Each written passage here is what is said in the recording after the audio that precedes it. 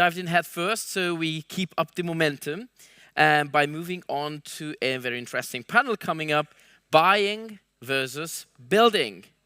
Crafting long-term digital asset strategy for, guess what, banks. That's the title of the next panel. And on stage, I'll be welcoming Fritz Jost from Signum Bank, Thomas Mueller from Sales and Finance, Emi Lorincz from, this time representing Talos, Massimo Butti from U-Chain Swiss, and the panel will be moderated by Jérôme Bailly from the Crypto Valley Association and Ad Novum, Vice President of the association. Please enjoy and put your hands together for our panel.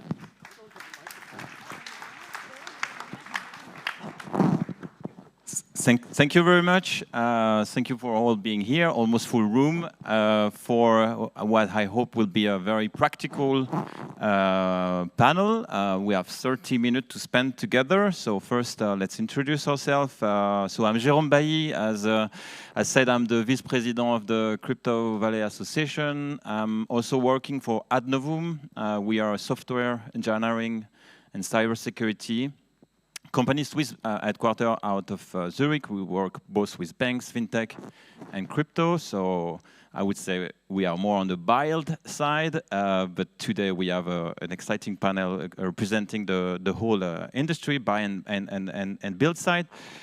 Okay, so I think that in this audience we have several banks. Some of them already started their crypto journey. Some are not yet into it, and I hope that after this day you will be convinced that it's the right time to start. But the first question I think that you will ask yourself is how, and we hope that with this panel you will have the key information to take the right start. Is it as I said in the title, is it buy? So should you buy existing solution to move faster, to reduce complexity, or should you build? Meaning building your own infrastructure to fully control your strategy. Okay, so today we'll speak about technology, not only technology, we'll speak about risk, compliance, strategy, and innovation. So we hope that we'll bring you the key driver to make your decision.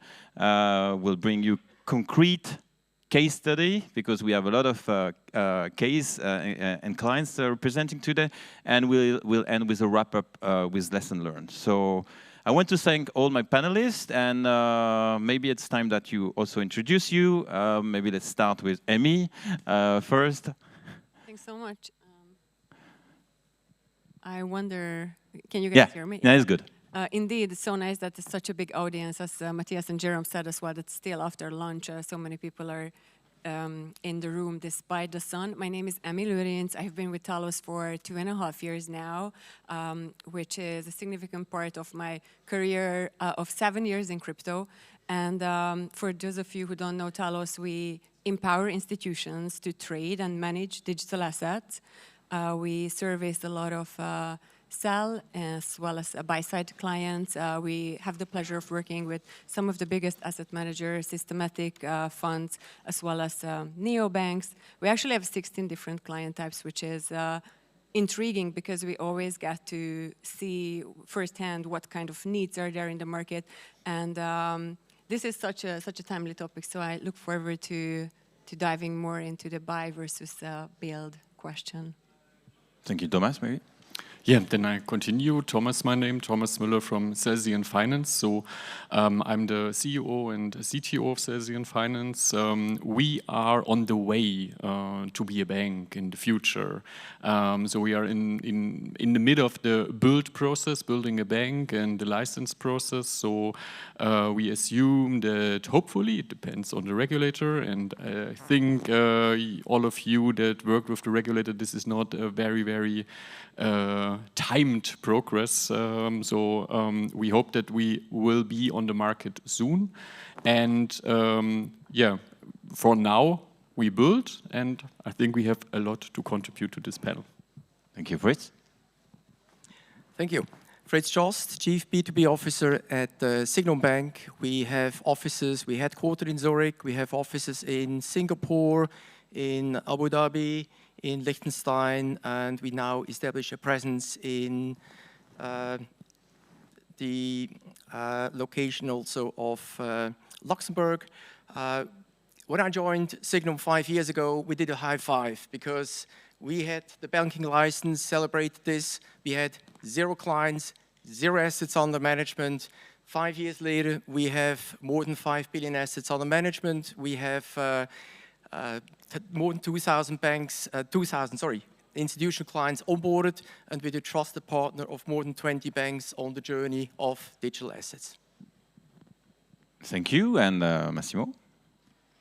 Massimo Butti, and I'm a native from Lugano. I'm glad to be here, and I see a lot of old school friends in the audience, so it's like coming back, coming back home, really. I've been based in London for 31 years, but I always kept very strong ties with the financial community in Switzerland. I represent the U-Chain Swiss Consortium. The U-Chain Swiss Consortium is a group of Lugano-based firms that have expertise in blockchain and DLT finance.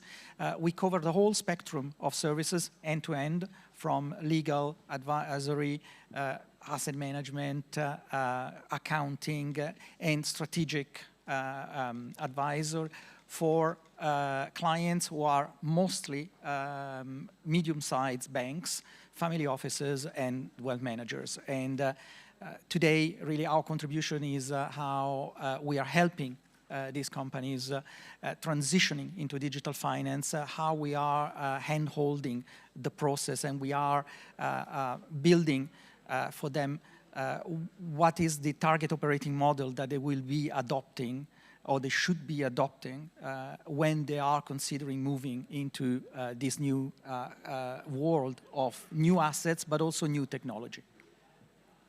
All right, thank you. Thanks for your introduction. We are a very various panel, and we are lucky. And first, I want to set the scene with you and start by asking you the question of your consideration of the buy and build. So you represent different type of organization with different strategies. So I think it would be nice to open with this type of consideration. Maybe we can go and start with you.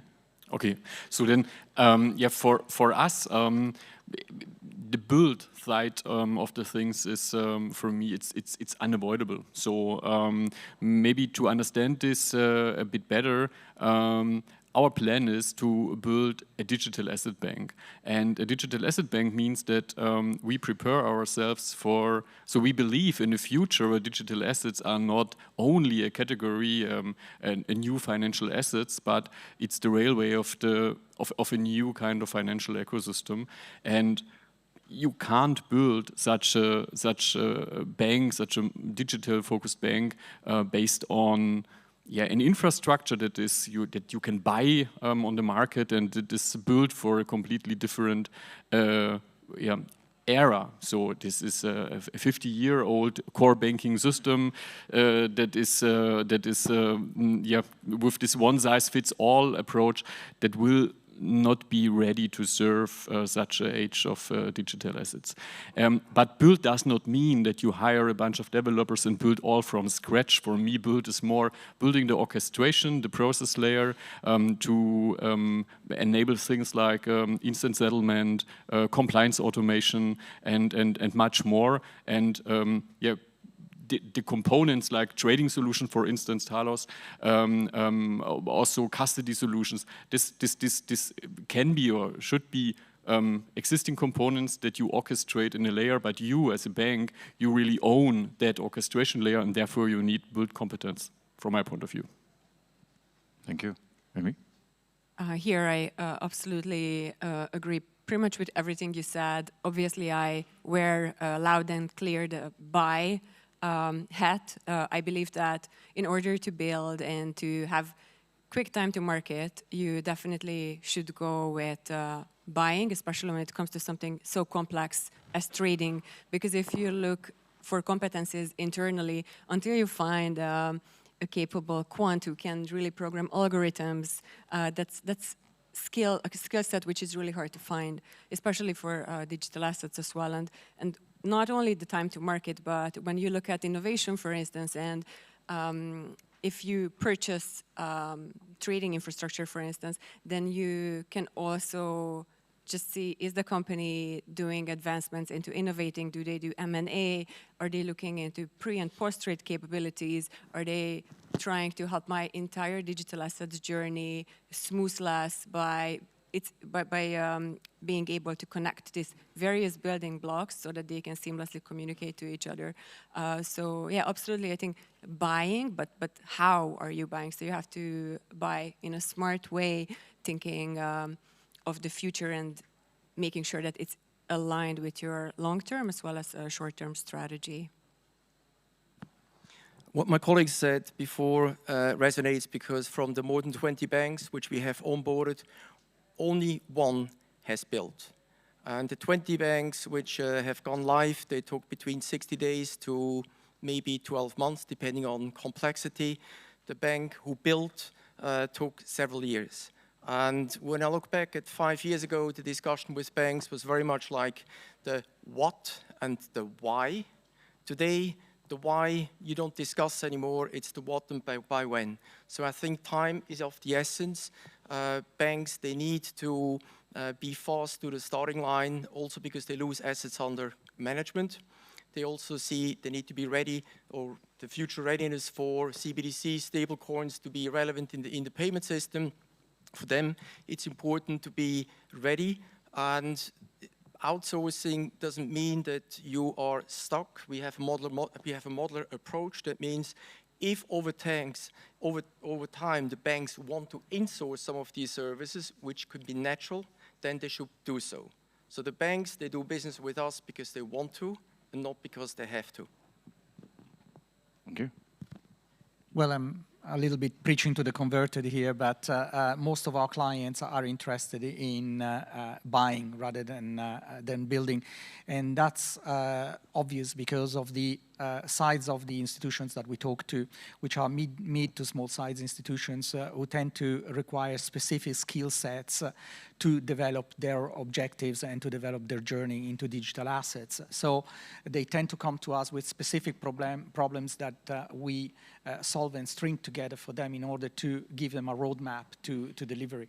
And clearly the biggest elements in that decision are time to market, and also just the sheer pressure on competitiveness in being able to offer these services to their clients, because as we just heard, asset preservation is extremely important, and there is at this stage I feel that if you're not competitive, if you don't have a solution that is ready to hit the ground and maintain and expand your client base, you're going to be left behind. So what is happening at the moment, and what we're seeing, are clients who come to us with this specific request, based also on another consideration, is that there is a journey of discovery behind that, and internally, they feel that if they outsource that process and they outsource the risk of delivery of that process, they are better positioned to manage the whole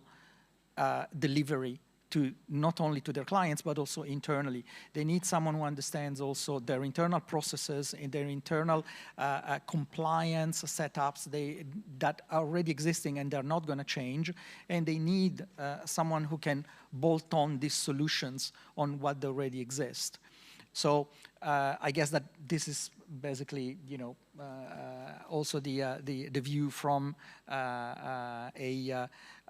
more of an horizontal engagement with clients rather than more of a vertical type of thing. But clients in the end want products that they can sell and services that they can sell to their clients, and they tend to be highly customized and highly specialized because that represents their competitive advantage. So that's why they tend to outsource and buy rather than build themselves, because building is just not is not something that they can contemplate. It takes too long, the capital outlays are too high, and the risk is enormous. Jérôme, we all agree. Like, what a one-sided All right, panel. so now let's deep dive into some key drivers that should be taken into consideration when the decision is taken. I want to start with cybersecurity, and I want to start with Thomas. So cybersecurity is something we know very well at Adnovum. There will be, by the way, a presentation later this afternoon by the CEO of Alborn on cybersec. But I want to hear you, Thomas, but building your own infrastructure, your own tech, does not it increase the cybersecurity risk, no? How can you manage that? Okay, before I answer to that question, I have a short comment I feel a bit like the lonely wolf here, so the only one that represents the build side of things. And I agree with that what you said, but only partially. Because I think if you treat it depends on what kind of bank you are or you will be also in the future. If you treat digital assets, cryptocurrencies as an additional product offering for your clients, then of course you can do this business process outsourcing thing, and then you also, and then I come to security, you can also outsource the risk part and rely on someone who can manage this.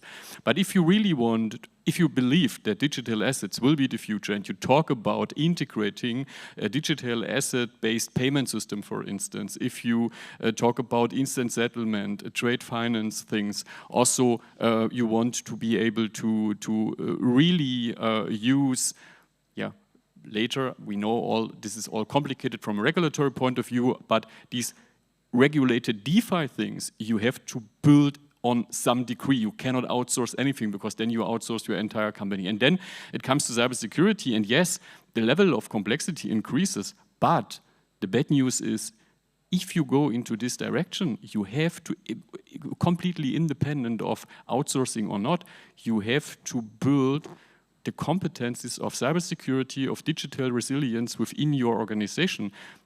Otherwise, and we saw this recently with the recent hacks in the crypto space, this is not only a technology question, this is also a human or social security thing. So, and this is only doable if you really integrate this in your organization, and you need competencies in that dimension in each and every bank. Yeah, but isn't this a problem of scalability then?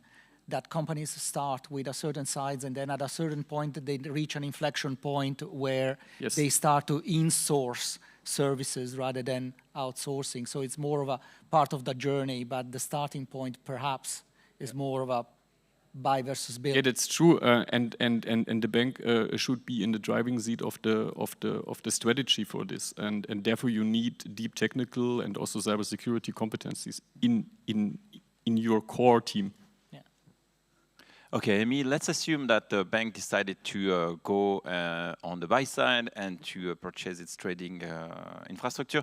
What are the key aspects to consider for selecting the right partner? Because I assume there are plenty of solutions available on the market, but what should they consider, especially? I mean, there are RFPs which are, so many pages long, or like in the AXA, you have like hundreds of aspects, but I'm going to just highlight 3. So proven security and compliance. I think it's really important that it's a battle-tested solution you're working with. They have SOC 2, Type 2, SOC 2, Type 1, all sorts of certificates which ensure the client that the solution is thinking about risk management, about InfoSec, about just helping its clients to be compliant and in line with the global as well as local requirements, legal requirements. Then in crypto and of course also in TradeFi, it's really important how much are we connected to the ecosystem. I'm thinking of, talking about connectivity here. So is the vendor connected to exchanges? Of course, this is very trading specific what I'm talking about. How many exchanges, how many OTC dealers, how many custody layers are they connected to? These connections, it's not enough that it's there, but are they maintained regularly? And even if these connections break, because it's crypto, things break, it's a new industry, then is there a global team who's available to fix these in an acceptable time? So this is absolutely very important, as well as operational efficiency as well as operational resilience, uptime. We just touched base on that.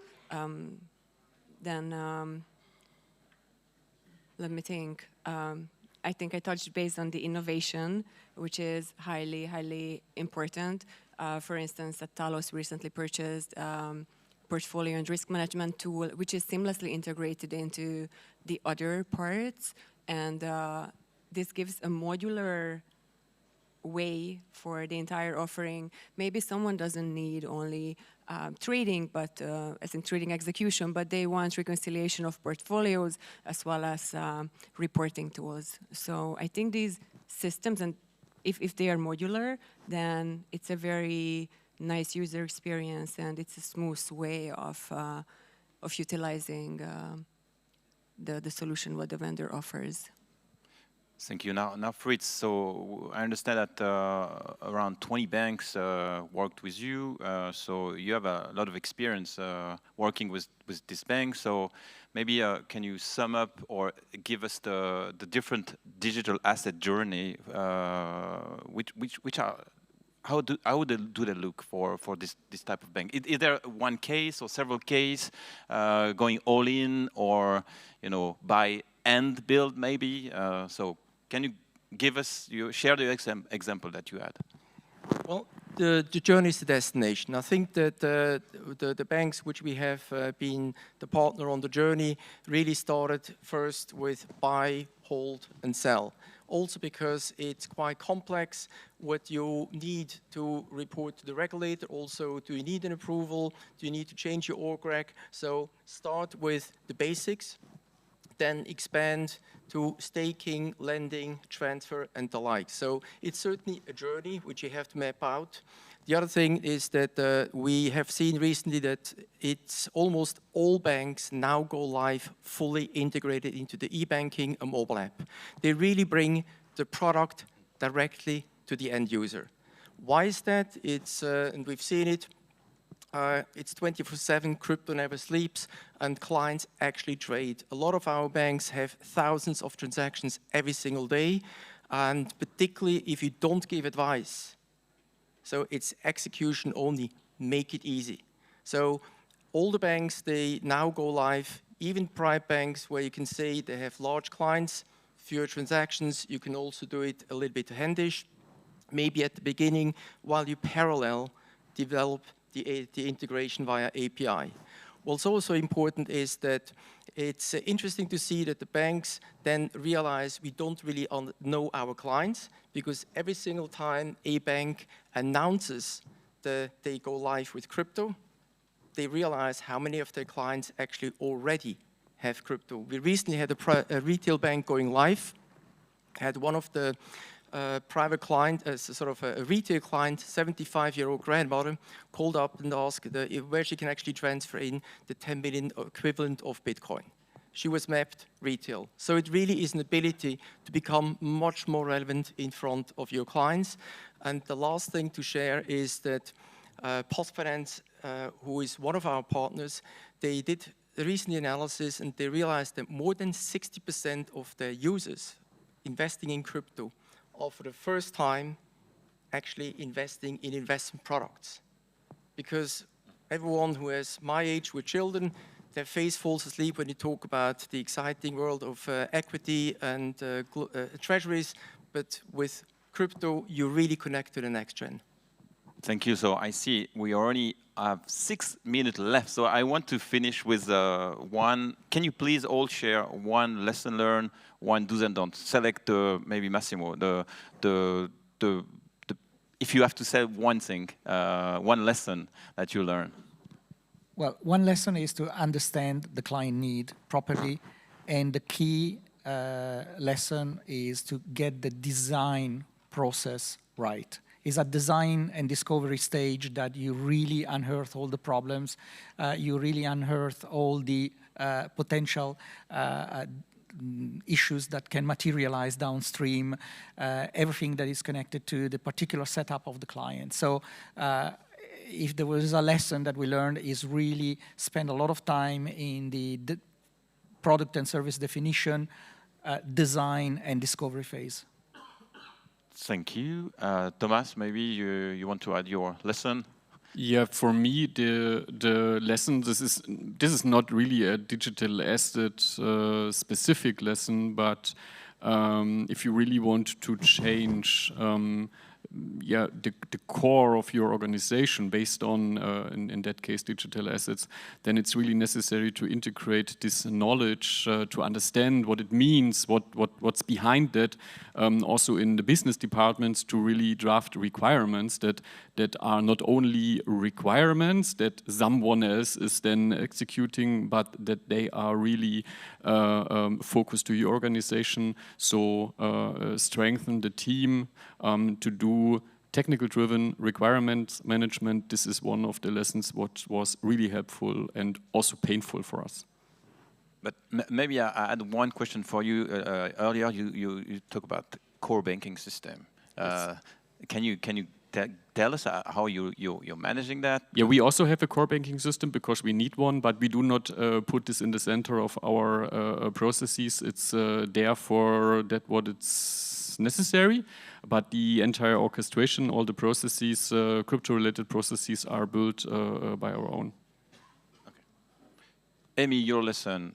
Yeah, I'm going to share that, but I just wanted to comment on Thomas, is that how exciting that your real life, building a bank, and you're just in it. And I'm sure maybe in the audience there are other people who are in the same shoe. They are in the midst of building, and that gives me 2019 chills when Signum got its license, as well as the other Zug-based bank, Amina. So it's a bit of a flashback.